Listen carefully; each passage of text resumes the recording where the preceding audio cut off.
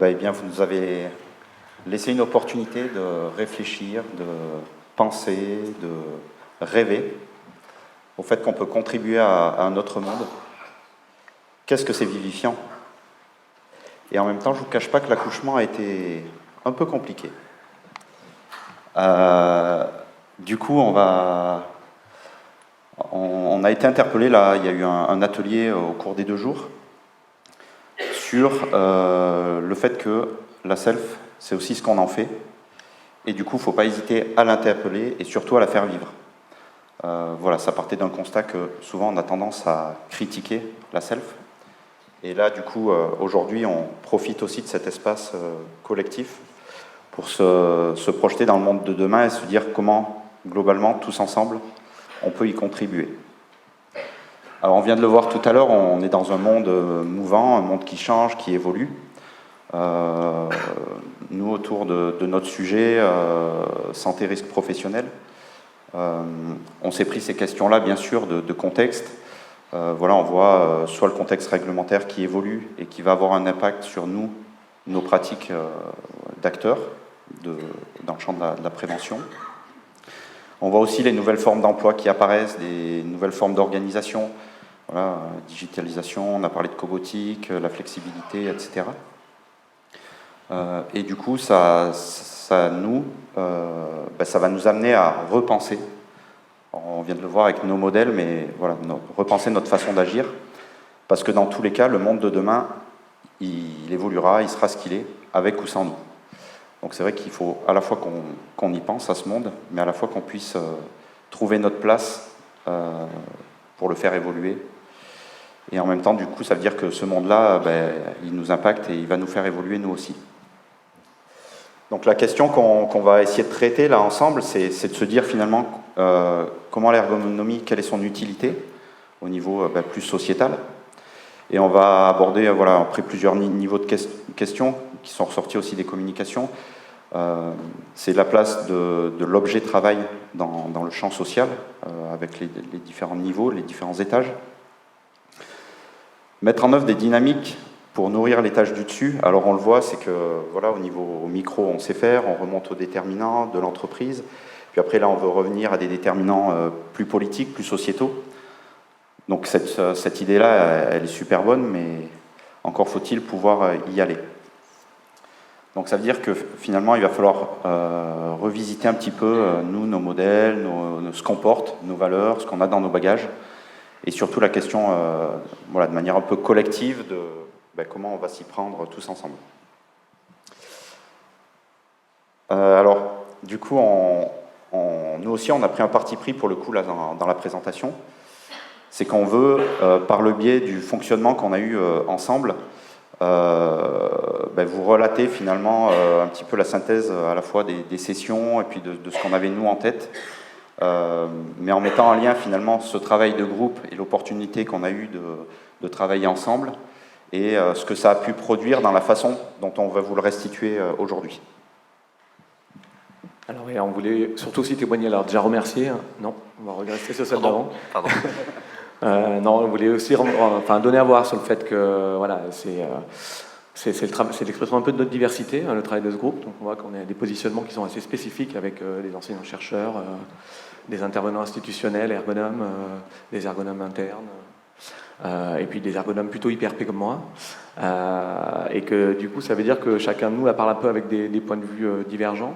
Alors c'est vrai que c'était une richesse et on tenait à remercier Arnaud et Thierry là, d'avoir ouvert ça. C'est-à-dire que dans la construction, ce qui était très intéressant, c'est que je dirais que tout ça, c'était un espèce de rapport entre quel plaisir on a eu à travailler dans l'élaboration, dans la richesse des échanges. C'est vrai qu'on a quand même multiplié pas mal d'échanges téléphoniques qui nous ont amené à produire pas mal de contenu.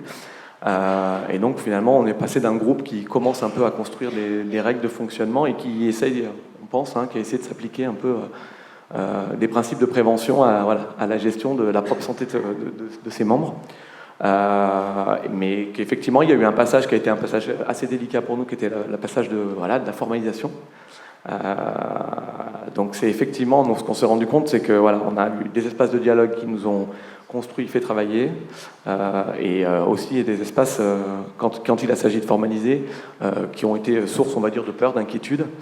Et en même temps, ce qu'on retient de tout ça, c'est important, c'est que finalement, on se dit que le groupe va sûrement se poursuivre sous différentes formes, et que ça, c'est la chose qui est quand même assez essentielle. Et probablement, effectivement, au-delà de la self, pour créer de nouveaux espaces de partage.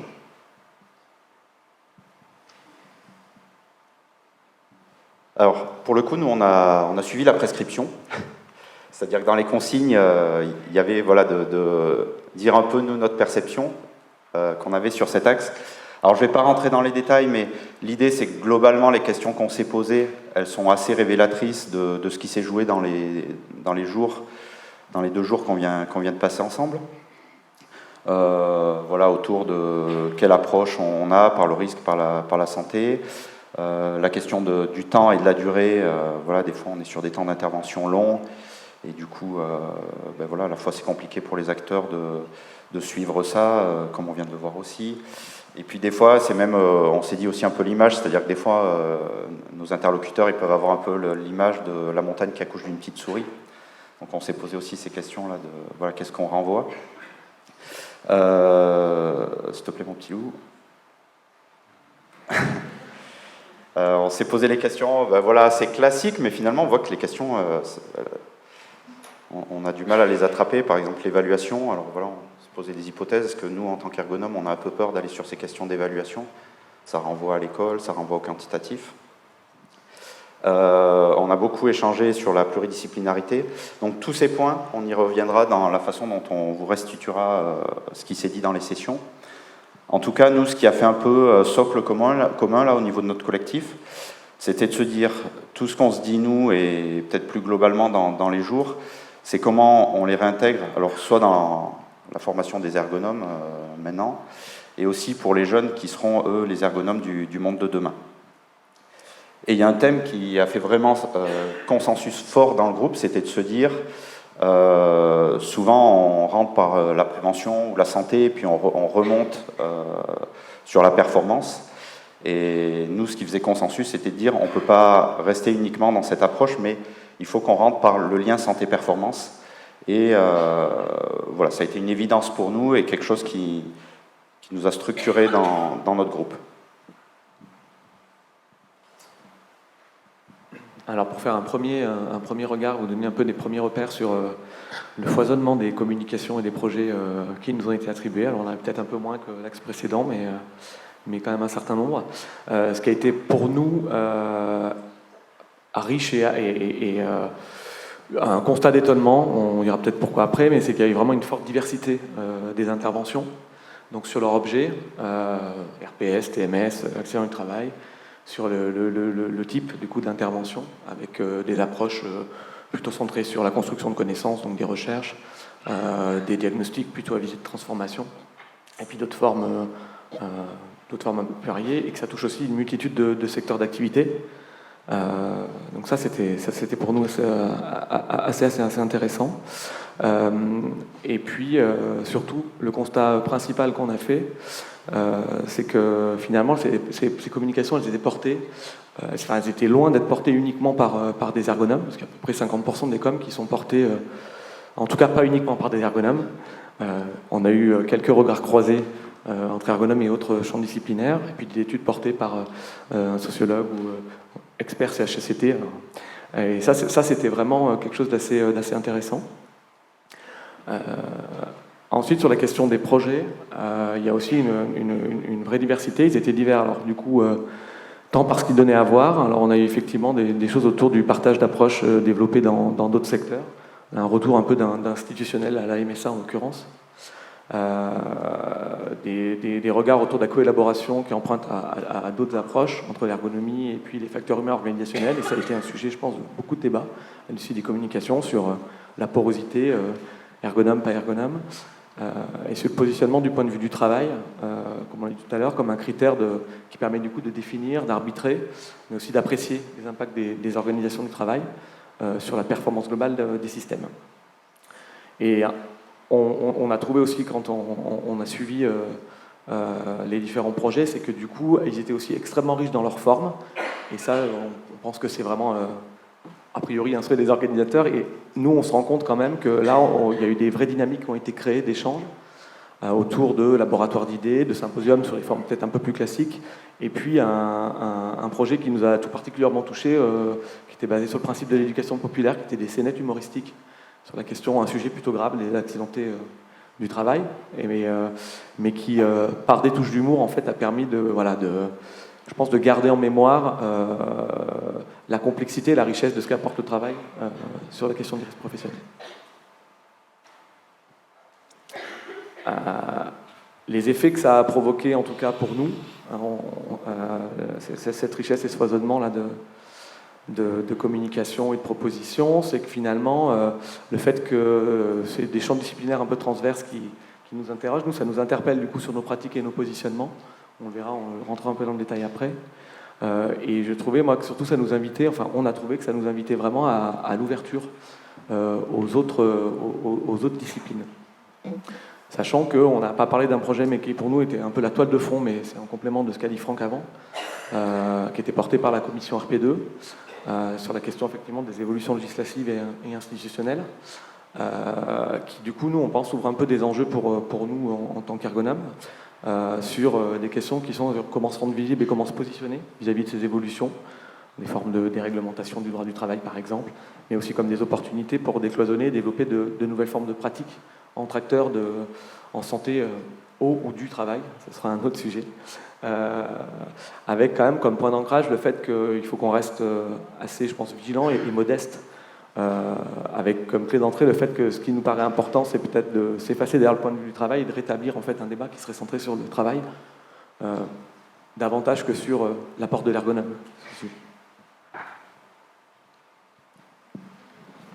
On va aller au comptoir. Le parti pris qu'on a choisi pour maintenant, c'était de se dire que tant qu'on est dans l'échange, voilà, sous forme on est au bar, on boit un coup, les questions elles circulent, on arrive très bien à échanger, à élaborer.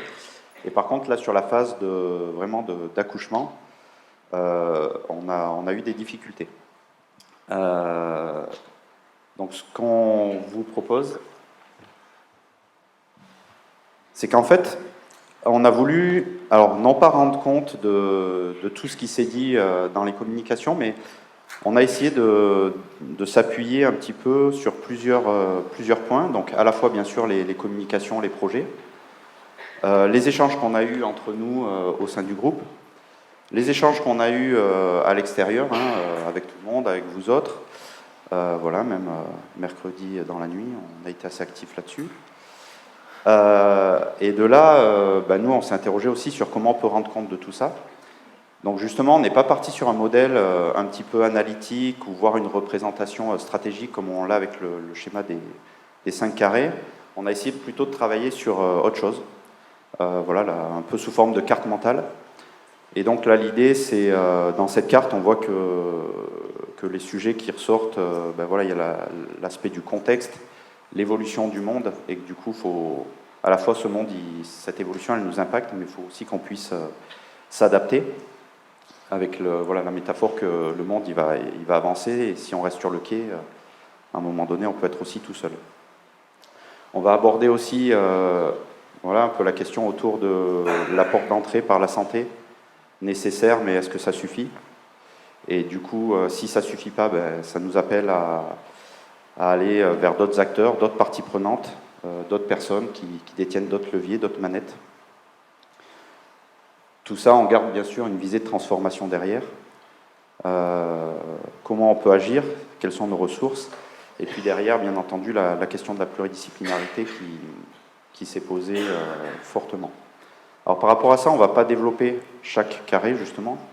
L'idée, ce qu'on a plutôt voulu vous montrer et discuter avec vous, c'est plutôt finalement les flèches, c'est-à-dire la mise en lien de tout ça. Et là encore, alors on a fait un choix, on ne va pas l'aborder voilà, de manière exhaustive, mais on va plutôt essayer de faire tourner un petit peu tout ça pour que, à la fois, vous voyez comment nous, au niveau du groupe, on a travaillé les liens qu'on a tirés, et en même temps, les liens, est-ce qu'ils font écho avec le sujet du congrès.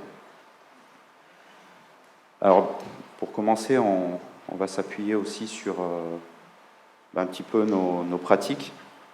En tout cas, le premier constat, c'était de dire, je ne sais pas si vous en souvenez, on a dit, voilà, nous, au sein de notre groupe, l'évidence, c'était on ne peut pas séparer santé-performance.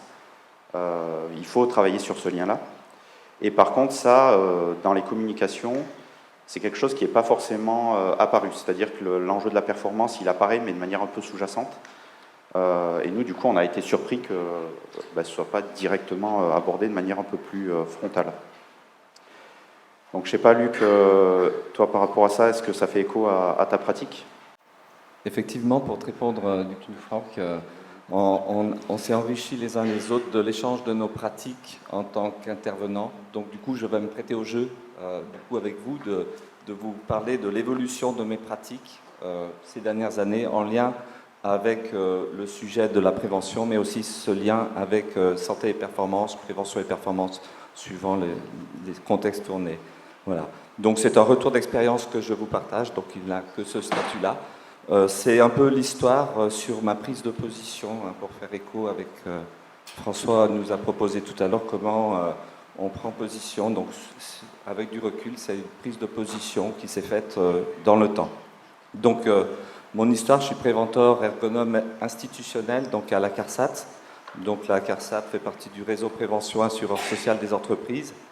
Ce réseau, il est reconnu pour un rôle d'assureur plutôt prescripteur qui décline des programmes de prévention nationaux qui visent à faire bouger les entreprises qui cognent, entre guillemets, qui abîment, sous-entendu, qui abîment, voilà, donc TMS, risques chimiques, enfin voilà, on va retrouver tous les risques prioritaires qui questionnent nos entreprises et la société globalement.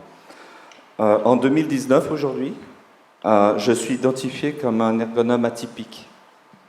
Du coup, pourquoi? Premièrement, toutes les actions de prévention que je porte ne sont pas des approches par le risque, alors que la maison qui m'héberge rentre par là, mais des approches par la performance, qu'on appelle santé et performance ou prévention et performance. Et deuxième chose, un ergonome en général dans nos organisations, il réalise des études ergo en lien avec des démarches de prévention sur les risques qu'on souhaite faire avancer. Moi, j'en réalise peu aujourd'hui, en 2019, mais je me retrouve à piloter opérationnellement des programmes prévention et performance au niveau national, régional, en lien avec le Lean, en lien avec l'industrie du futur, au niveau de branches pro, BTP, agro, aide à domicile, EHPAD, supply chain, déchets. Donc en fait, je ne suis pas tout à fait dans le cadre de ma maison, mais j'estime que c'est une prise de position métier de mon métier. Voilà. Donc je vais la décrire un peu. Qu'est-ce qui a fait qu'en 2019, je me retrouve... Donc quelle transformation s'est passée du coup sur mon métier qui s'est transformé au fil du temps.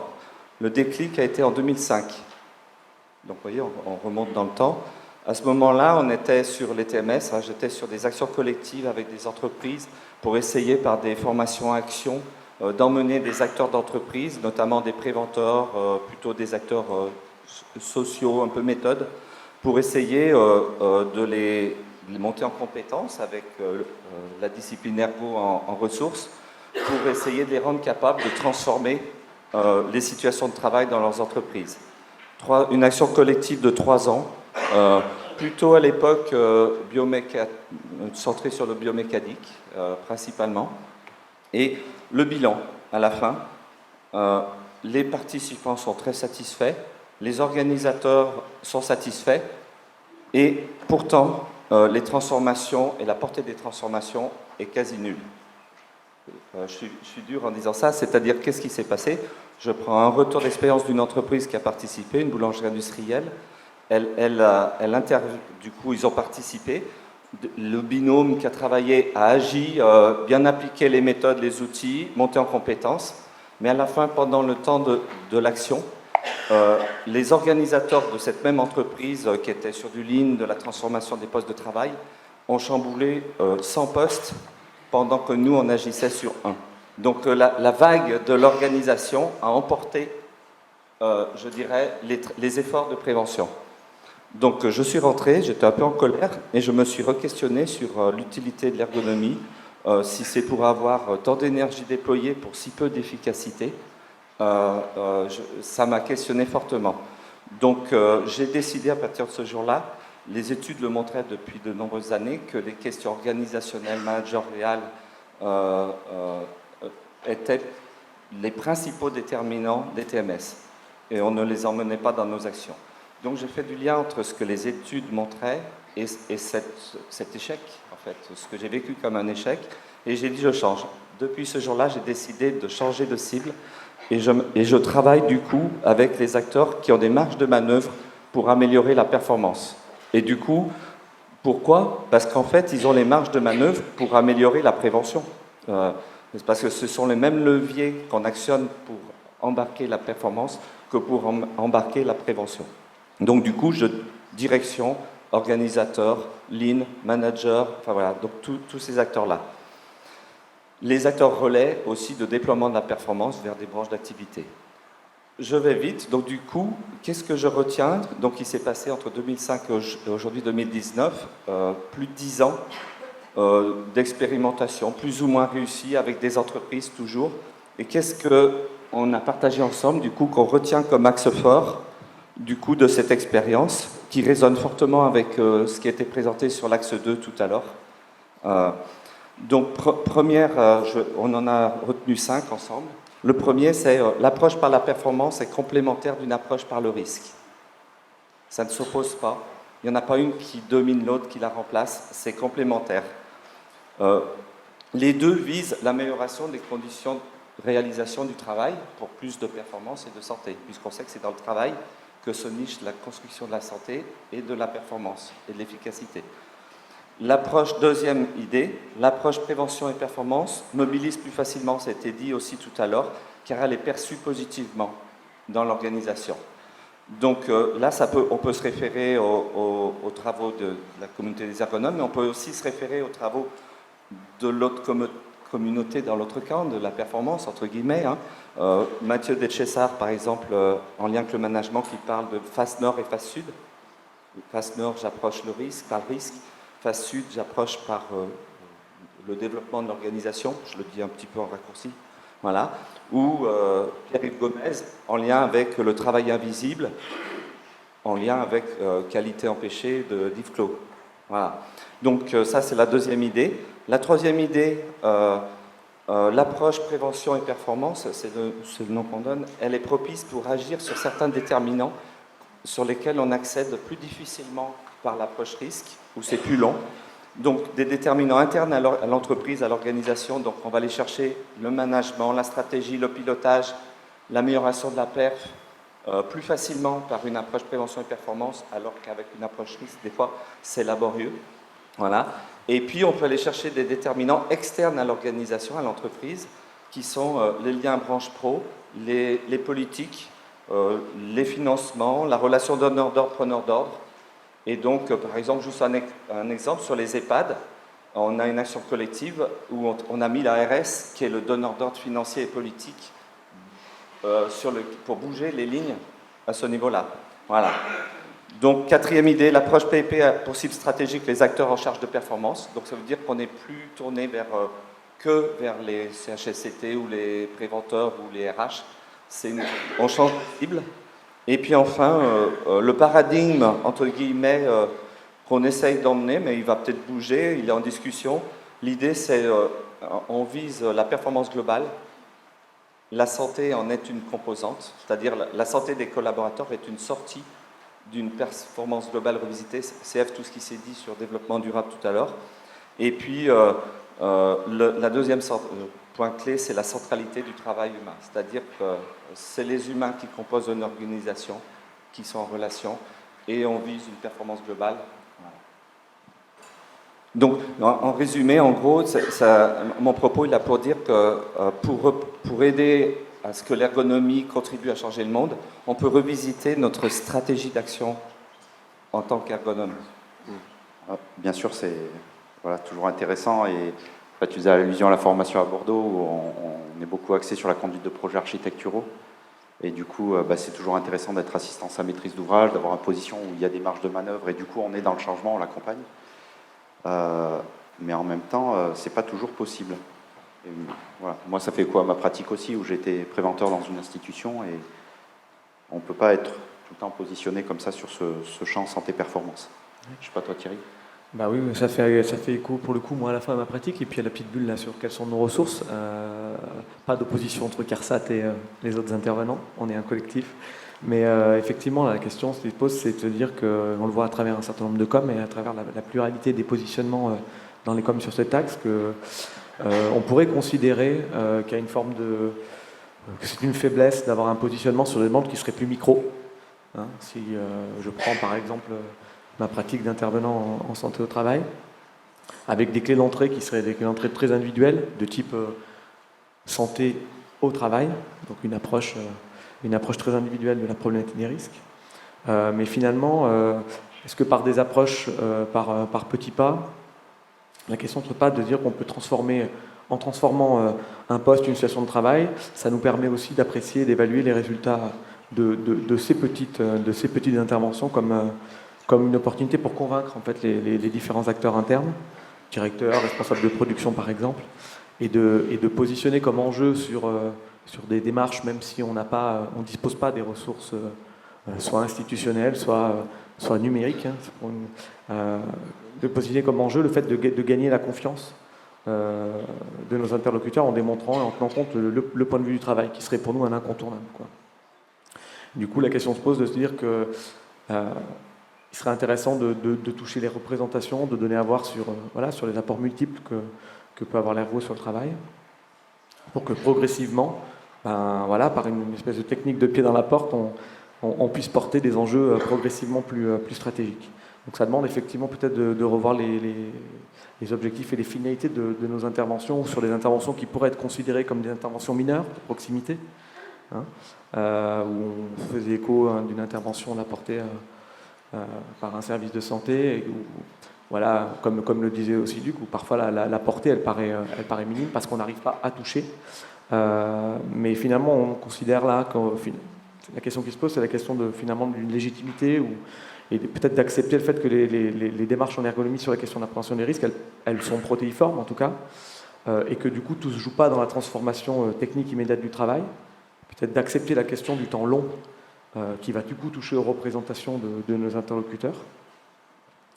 Ça pose d'autres questions pour nous, le fait peut-être de réaffirmer ou de reconnaître la force finalement de ces différents types de positionnement. Est-ce que finalement travailler à proximité quand on n'est pas un institutionnel, qu'on travaille auprès de petites entreprises, ça ne permet pas finalement de faciliter, d'assurer un suivi sur la construction de la mise en œuvre de ces solutions, et du coup de revoir un peu les critères d'évaluation et les sorties liées à nos interventions. L'objectif étant du coup, ce que je disais, finalement la proximité nous permet d'entrer en relation peut-être plus facilement que dans d'autres contextes avec nos interlocuteurs, et de créer finalement de nouvelles dynamiques un peu collaboratives en portant le point de vue du travail. Donc toutes les coms qu'on a vues là, on ne se pose pas la question de savoir si le point de vue de l'activité, que sa dimension elle est portée, ça c'est un fait. Par contre la question c'est comment on fait quand on est porteur d'enjeux extrêmement variés et de positionnements qui sont complexes. Ouais, du coup on voit bien que poindre un peu la question des différents positionnements.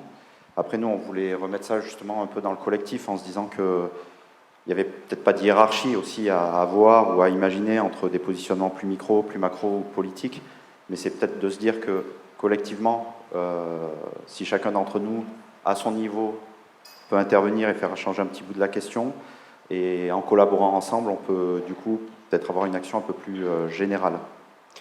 C'est ce qui ressort aussi un petit peu des communications en fait, et c'est comment du coup on replace le point de vue du travail qui nous réunit dans ces différents positionnements. Toi, Luc, il y avait des communications autour de ça? Ouais. Je vais vous faire un retour, un écho sur 2 communications présentées hier, du coup en lien avec le monde agricole, donc les viticulteurs bordelais et les pomiculteurs québécois, confrontés au risque pesticides. Donc du coup, il est clair que les pesticides, c'est un enjeu de société alimentaire, santé publique, environnement, santé au travail, ainsi de suite. Donc en quoi l'approche du travail, la question du travail peut aider à améliorer les conditions de réalisation du travail, mais aussi à répondre à un enjeu de changer le monde. Donc du coup, éclairé par les coms et les échanges, on a retenu 5 pistes. Donc comme évoqué hier avec Alain Garrigou, du coup, un des points clés, c'est des espaces d'échange décloisonnés et circulants, du coup, qui font circuler. Décloisonnés, ça veut dire que les acteurs ne sont pas forcément que des acteurs opérationnels, ça peut être des opérationnels, plus des concepteurs, plus des distributeurs, plus des acteurs de branche, plus des acteurs d'autres, et du coup, comment on va faire circuler du coup ce décloisonnement et faire circuler en transversal et en vertical pour permettre que le travail ces espaces deviennent des espaces du coup d'action, hein, pour reprendre les propos de Damien tout à l'heure. Deuxièmement, du coup, proposer de débattre sur ce qui fait tension dans le travail, puisque c'est le travail qui est au centre, ce qui entrave la performance, ce qui fait contrainte, ce qui est pénible. Troisième idée, produire et partager au sein de ces collectifs. Donc en fait, les productions du coup d'analyse de l'activité sont des pépites en fait. Et toute la question, c'est qu'est-ce qu'on en fait. Et donc dans ces espaces revisités, on peut amener la question du travail et qui va pouvoir mettre en visibilité les différents regards sur le travail et permettre à ces acteurs du coup de passer à une phase d'action, d'apprentissage, de débat, d'arbitrage, d'expérimentation ensemble. Et un point particulier, c'est d'insister sur le soin de la qualité de leur relation au sein de ces espaces, en fait. Parce que si la qualité relationnelle n'y est pas, le débat ne va pas vraiment produire. Voilà, donc ça renvoie à des éléments de participation qu'on a vus tout à l'heure. Et enfin, en tant qu'ergonome, du coup, notre travail change parce que quand on va accompagner des collectifs comme cela, on va avoir, c'est vraiment la partie construction sociale de l'ergonomie qui va se révéler, et c'est-à-dire qu'on permette aux collectifs de travail de fonctionner. Comment créer les conditions? Donc ça rejoint beaucoup de choses qui ont été évoquées ici. Voilà, donc voilà des points clés sur comment embarquer le travail dans ces approches. Alors, on voit bien qu'on pourrait continuer cette discussion de comptoir un peu indéfiniment. Ce qu'on a fait, d'ailleurs, on a quelque chose d'un peu plus formalisé à vous pour la suite. Merci. Là, en tout cas, on voulait quand même en dégager quelques perspectives ou pistes ou... C'est un sujet ancien, c'est une thématique ancienne en ergonomie, la prévention des risques, qui est quelque part ce qu'on s'est dit pendant les échanges, ce qui se dit aussi pendant les sessions. En tout cas, on peut le retrouver dans d'autres textes. Je pense au texte de Simon Bouisset qui est paru en 2013 sur l'ergonomie et la prévention, et en fait, on retrouve quasiment les mêmes préoccupations. C'est pas pour autant qu'il ne faut pas continuer à s'y intéresser, parce que y a des choses qui sont importantes et qui nous portent encore. Je veux bien. Alors, on a choisi pour les perspectives de les séparer en deux grandes bulles. Quelque part, une bulle un peu centrée sur nous, donc ergonomie et ergonome. On va rejoindre différents points qui ont déjà été évoqués dans les présentations précédentes. Et ensuite, une deuxième grande bulle qui sera le monde de la prévention et le monde de la prévention, pour faire le lien, parce qu'on est aussi indissociablement liés à ces acteurs et à l'extérieur. Alors, très rapidement, vu que ça a déjà été évoqué dans les autres aussi axes et sous-axes, quand on parle de prévention, ce qui est ressorti, c'est que quelque part, là, on avait, dans les coms notamment, plein de petites communications, plein de cas concrets. Et les questions que se posaient les acteurs et ce que posent mes collègues aussi, c'est bon, maintenant qu'on a fait ça localement, comment on fait pour remonter ça de manière plus formalisée? Quelle force de frappe on peut avoir? Ce sont déjà des pistes de réflexion qu'on a, mais je pense qu'il faut qu'on continue à les creuser, on le pense tous. C'est continuer à développer les espaces d'échange pour capitaliser, et justement, quand je parle de force de frappe, c'est être force de proposition et de transformation. Donc, quelle force de lobbying on a aussi pour ne pas rester au niveau local, en fait, et comment on peut penser ces espaces d'échange. On s'est aussi posé également la question de est-ce qu'on appartient à une communauté ou à des communautés, et est-ce que de toute façon il est important de répondre de manière formelle et claire à cette question. On a des ergonomes qui travaillent sur différentes thématiques en prévention des risques de différentes façons. On a des ergonomes qui me disent en fait je suis pas sûre de faire de la belle ergonomie parce que je fais de l'étude de poste, ou alors là ce que j'ai fait c'est peut-être pas ce qu'on attend de moi par rapport au modèle, ce que disaient nos collègues préalablement par rapport au modèle de l'analyse de l'activité. Est-ce qu'il est important de penser ces actions ponctuelles, ou est-ce qu'il est important de penser notre action collective et de se dire on fait aussi avec les moyens du bord, on a une politique de petits pas comme vous le disiez, Et on a aussi des compromis qui sont à prendre en considération, et peut-être que ce qui est le plus essentiel, en fait, c'est de nous organiser pour nous soutenir et de développer chacun à notre niveau nos pratiques possibles et de développer ensuite globalement une pratique globale, en fait. Donc peut-être qu'on peut plutôt considérer qu'on a des différences heureuses de pratique, et non pas des différences malheureuses, parce qu'elles nous permettent de nous enrichir. On a bien évidemment des questions habituelles sur la pratique et la recherche et les liens entre les deux. On fait des recherches, et vous parliez préalablement des modèles d'analyse de l'activité, on a certainement encore de nouveaux modèles à construire. Donc nous, en tant que chercheurs, on a encore des choses à faire, mais j'interpelle aussi les praticiens. Si vous voulez qu'on vous aide à travailler sur la pratique, il faut aussi qu'on puisse travailler avec vous. Donc n'hésitez pas à nous solliciter, mais travaillez aussi sur votre pratique. Ce qui va dire par contre qu'il faut se ménager et nous ménager des espaces extrêmement protégés, parce que c'est exposant de parler de ces éléments-là. Et enfin, un dernier point pour les ergonomes qui a été évoqué aussi préalablement, penser la formation et l'après-formation. On se posait la question, la construction technique, le diagnostic, on l'apprend bien, hein, ça, il n'y a pas de souci. Mais la construction sociale, on l'apprend aussi, mais est-ce qu'il est possible de tout apprendre? Est-ce qu'il ne faut pas aussi penser à l'accompagnement des ergots quand ils sont entrés sur le terrain? Est-ce que le monde n'est peut-être pas devenu trop complexe et qu'il y a peut-être des choses à penser par la suite pour pouvoir continuer à développer notre pratique? Merci. Et sur le grand point du monde de la prévention et du monde de la prévention, alors des éléments qui sont également très connus. On a entendu dans les communications, c'est important de comprendre les acteurs du monde qui nous entoure, qu'ils soient en lien direct avec la prévention ou en lien indirect, les managers, les cadres par exemple, mais également les politiques et les décisionnaires. Donc ça, c'est de comprendre un petit peu ce qu'ils sont, comment ils sont, mais il est surtout très important de comprendre comment le multicouche s'élabore et comment nous, on arrive à travailler avec eux. Donc pas travailler uniquement sur ces objets-là, mais sur notre relation à ces objets-là, et continuer à développer nos connaissances sur ces points. L'une des clés d'entrée qui est déjà très ancienne et qui a été développée aussi par certains collègues, c'est bien aussi qu'on soit présent dans leur lieu de formation dès le départ pour discuter avec eux. Alors, des collègues préalablement ont toujours dit avec humilité, hein, c'est-à-dire qu'on n'est pas des sachants, on est là et on dialogue. Et la question qui a été aussi proposée, ou l'une des pistes, c'était est-ce qu'on n'a pas aussi à être dans les instances de décision? Alors, dans les organisations et en dehors des organisations, on parlait tout à l'heure du fait de capitaliser des cas, donc jusqu'à quel point on peut remonter après dans les fédérations et faire du lobbying. Et après, dans les organisations, certains ergonomes sont intervenus en disant qu'ils appartenaient directement à des comités directeurs au sein des entreprises. Et là, est-ce qu'on est encore dans du diagnostic et de l'activité d'ergonome classique, ou est-ce qu'on est plutôt dans du stratégique au sein même de l'organisation? Est-ce que ce sont des pistes qui sont à creuser? Je l'ai fait rapide. Voilà. Merci. Merci.